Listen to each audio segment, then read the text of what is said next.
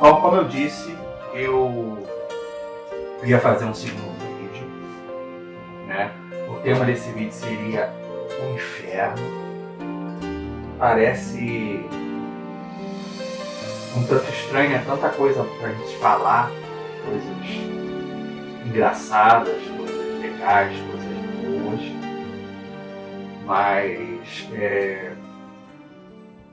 em prol da defesa da verdade bíblica, da defesa das verdades de Deus, da defesa das verdades do Evangelho, eu fui levado a meditar, a pesquisar, a buscar a Deus nesse sentido, para poder combater essas mentiras que têm sido propagadas hoje por esse meio muito dinâmico que é a internet.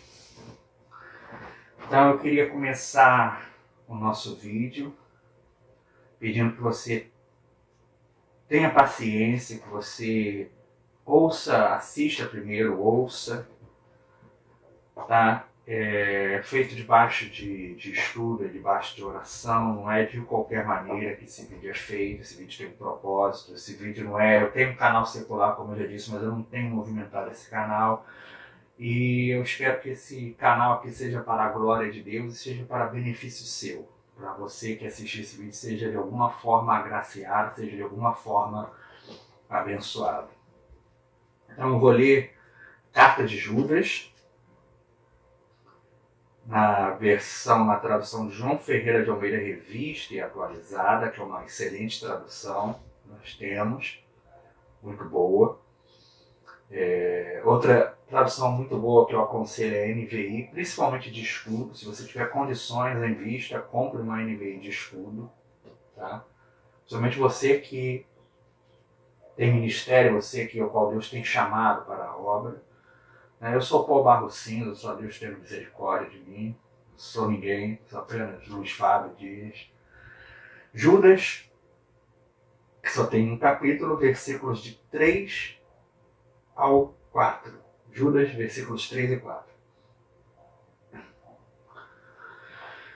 Amados, quando empregava toda a diligência em escrever-vos acerca da nossa comum salvação, foi que me senti obrigado a corresponder-me convosco, exortando-vos a batalhardes diligentemente pela fé que uma vez por todas foi entregue aos santos. Pois certos indivíduos se introduziram com dissimulação, os quais desde muito foram antecipadamente pronunciados para esta condenação. Homens ímpios que transformam a libertinagem em libertinagem a graça de nosso Deus e negam o nosso único soberano Senhor Jesus Cristo. Versículo 3, a parte B, mais ou menos a parte B ou parte C do versículo, diz: exortando-vos a batalhardes diligentemente pela fé que uma vez por todas foi entregue aos santos, aos fiéis. Então a defesa da fé é algo que sempre foi necessário desde o início do cristianismo. No século I, no século II, sempre surgiram pessoas e grupos que distorciam as verdades bíblicas, e por isso homens tinham que se levantar com estudo e de preferência com unção do Espírito para poder defender essas verdades. Às vezes esses equívocos eles não são propriamente má intenção do coração, mas é equívocos que acontecem. Outros não são hereges mesmo, pessoas levantadas pelo diabo para distorcer as verdades bíblicas, para enganar as pessoas, para conduzir as pessoas ao erro. Então, pensando nisso, eu pensei em gravar esse vídeo, dizer para que não acredite nesses mentirosos, porque o inferno ele é real, a condenação eterna, a Bíblia fala sobre isso, mas a Bíblia também fala que Deus enviou seu Filho amado, Jesus Cristo, como propiciação pelos nossos pecados, ou seja, a única maneira de suprir a justa exigência de Deus, a justa ira de Deus, a justa indignação, é o termo que eu consigo usar humanamente falando para dizer do quanto o pecado entristece o coração de Deus, o quanto o pecado nos afasta da presença de Deus. Então Deus ele preparou no seu coração um antídoto, um meio, um plano perfeito em seu Filho Jesus Cristo. Então essas pessoas, essa pessoa em específico é um cara muito estudioso, eu não vou falar o nome dele, né, para evitar problemas, é de uma das ramificações, vamos dizer assim, do cristianismo, né, uma determinada denominação. Eu só vou te dar uma dica: eles guardam o sábado. Eles guardam o sábado. Eles prezam pela guarda do sábado. Hereges, não todos, mas alguns, né? Eles falam que o inferno não existe e que o homem pecador não padecerá eternamente a condenação eterna. Mas será que a Bíblia fala isso? O que a Bíblia nos diz? O que a palavra de Deus nos diz? Né?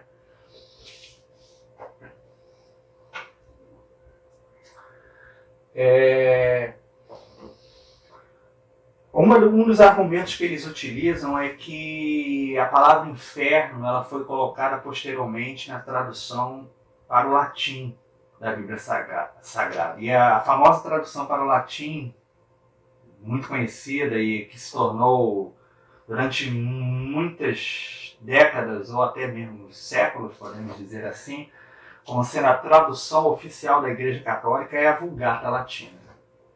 Né? Que realmente a palavra inferno surgiu nessa ocasião, que é infernos. Né? Ela foi utilizada para substituir o hebraico Sheol e o grego Hades, que é o correspondente de Sheol no grego, que é Hades.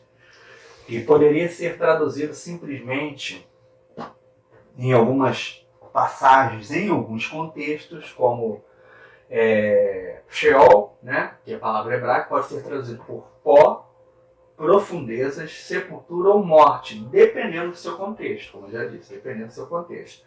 Por exemplo, o Salmo de número 9, versículo 17, designa o local, ou seja, o destino final de todos os povos que se esquecem de Deus. Né? Embora no Antigo Testamento, na maioria das vezes, ele não passa a ideia de condenação pós-morte. Essa ideia, essa verdade começou a vir à tona e começou a ser revelada no Novo Testamento. Né? A revelação de Deus ela é progressiva até chegar ao ápice da revelação, que é a pessoa bendita de Jesus Cristo. Então eles alegam essa situação. E realmente a tradução latina influenciou algumas traduções de língua inglesa e até um pouco das de língua portuguesa. Só que isso não é uma grande verdade. Né? Então as traduções mais antigas, como a que é muito utilizada aqui no Brasil, como João Ferreira de Almeida, Revista e Corrigida, que é uma tradução de equivalência formal, né, que tenta manter o mais próximo possível dos textos usados por João Ferreira de Almeida, que é os chamados textos recépicos. Tenta traduzir da forma mais próxima possível, né, da ideia original que foi ali colocada, embora a tradução que nós temos hoje da Revista e Corrigida, que é de meados de 1995, ela não tem nada a ver com a tradução do Novo Testamento de João Ferreira de Almeida, diga-se de passagem, né, que na época, se tu pegar o português da época, completamente diferente. Eu vou ler aqui algumas referências rápidas que se encontram aqui, embora eu não tenha autorização para divulgar o nome, né, pela editora não tem autorização, então não vou divulgar o nome, mas é uma fonte confiável, pode acreditar nisso. Então deixa eu ler esse trecho para vocês entenderem sobre um pouco da tradução de João Ferreira de Almeida. Como é de conhecimento geral, a primeira tradução da Bíblia completa para o português foi resultado do trabalho de João Ferreira de Almeida, que nasceu em 1628, em Torre de Tavares, próximo a Lisboa, em Portugal. Em 1640, ainda muito jovem, mudou para a Indonésia, então colônia holandesa. 2 anos mais tarde, Almeida foi para a Malásia, onde conheceu o Evangelho de Cristo e se converteu à fé evangélica. Há boatos aí que ele foi padre, mas não há nada que comprove isso, tá? Talvez tenha influência do catolicismo, que era muito forte a influência católica na época. Né? Isso daí, sem dúvida. Como antepassados nossos têm essa influência. Ainda no começo da juventude, deu início ao seu grande projeto de tradução bíblica a partir do hebraico e do grego. Então ele usou textos hebraicos e gregos, possivelmente em grande quantidade, né? O textos receptos, textos recebidos, que é o que ele tinha, que os grandes tradutores, estudiosos, eruditos da época tinham à mão. Né? Não tem a gama de textos que temos ao alcance hoje, né? Textos ainda mais antigos do que esse texto receptos, mais próximos dos autógrafos dos originais. Né? Também teve influência também utilizou-se da Vulgata Latina, então houve a utilização da Vulgata Latina e de outras traduções europeias. Almeida produziu a sua famosa versão. O Novo Testamento, encerrado em 1676. Foi publicado em 1681. Então a primeira publicação do Novo Testamento de Almeida foi em 1681, né? Vejam só. Seu trabalho prosseguiu pelo Antigo Testamento até o livro de Ezequiel. Ele faleceu e não pôde terminar o seu trabalho. Né? Ele faleceu em 1691. Isso impediu de concluir a tradução. Né? O reverendo holandês, não sei se minha pronúncia está certa, né? Jacobs op den Akker, concluiu a tradução de Almeida, que foi finalmente publicada em 1753. A primeira Bíblia completa em português foi assim publicada em 2 volumes, ok? Aí, prosseguindo, paralelamente, a obra original de Almeida passou por diversas impressões na Holanda e na Inglaterra, Sociedade Bíblica Britânica, e não muito tempo depois começou a passar por revisões absolutamente necessárias, porque tinham coisas que tinham que ser corrigidas. Em 1840, o capelão inglês Whitley fez uma revisão conhecida como a edição revista e emendada, publicada em 1840 na cidade do Porto. Em 1847, a Sociedade Bíblica Trinitariana publicou uma revisão da Bíblia sob a direção de Thomas Boyce. Essa revisão foi chamada edição revista e reformada. Não muito tempo depois, em 1875, surgiu a edição revista e correta, que corrigia a ortografia e outros erros do texto. Esse projeto foi liderado pelo português João Nunes Chaves. Foi apenas em 1898, olha só, 1898, que surgiu, isso já final do século XIX, que surgiu a versão mais próxima das atuais que nós temos hoje em dia. Hein? Foi chamada Revista e Corrigida. Aí.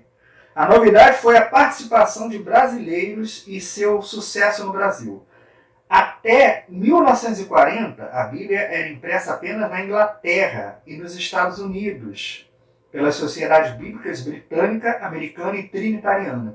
Durante a Segunda Guerra Mundial, porém, as Bíblias deixaram de ser impressas no exterior.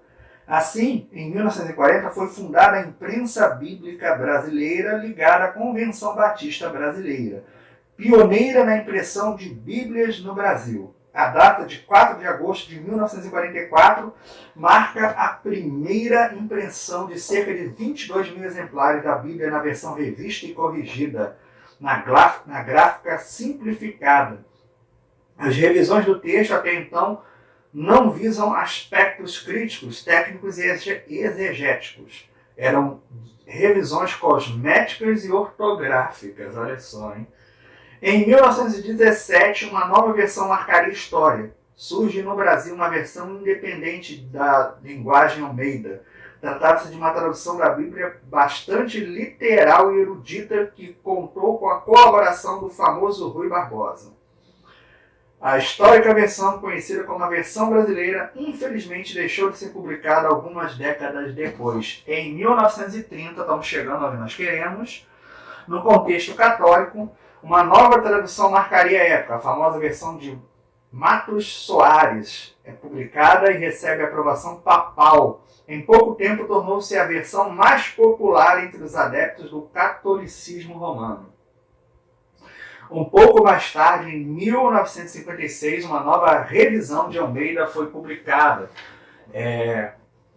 por uma nova sociedade bíblica fundada. Em 1948, a Sociedade Bíblica do Brasil. A nova versão mostrou uma revisão mais profunda no texto, afastando-se do texto receptus e apropriando-se de outros manuscritos mais antigos e confiáveis. A versão atualizada tornou-se cada vez mais usada no Brasil, pois serviu de base para as primeiras Bíblias de estudo em português.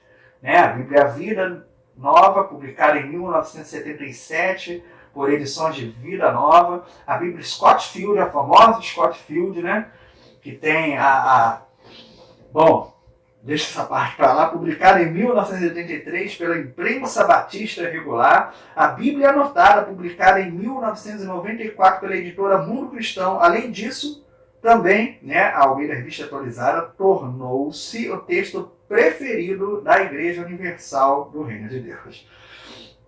Outra revisão crítica e exegética do texto de Almeida foi publicada em 1967, olha só que importante, pela Imprensa Bíblica Brasileira.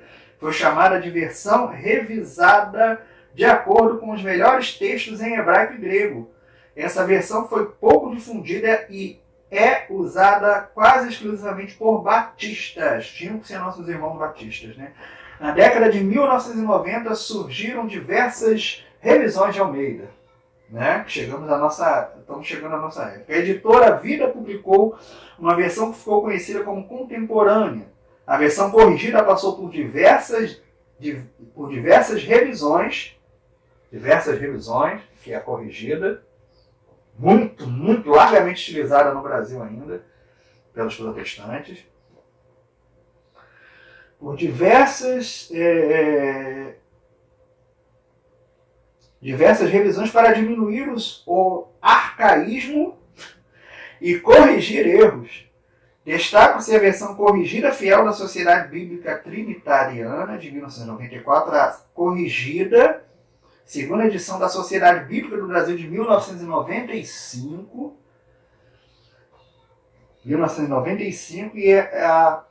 e a corrigida 1997 da Imprensa Bíblica Brasileira. A versão atualizada também passou por revisão.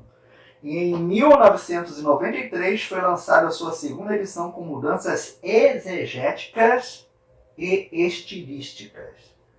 Então, realmente, se você pegar a João Ferreira de Almeida revista e corrigida, se tu pegar a revista e corrigida, você vai ver de forma equivocada, traduzido o Antigo Testamento, a palavra Sheol, como inferno em muitos textos. E a mesma coisa acontecendo com a palavra Hades no Novo Testamento.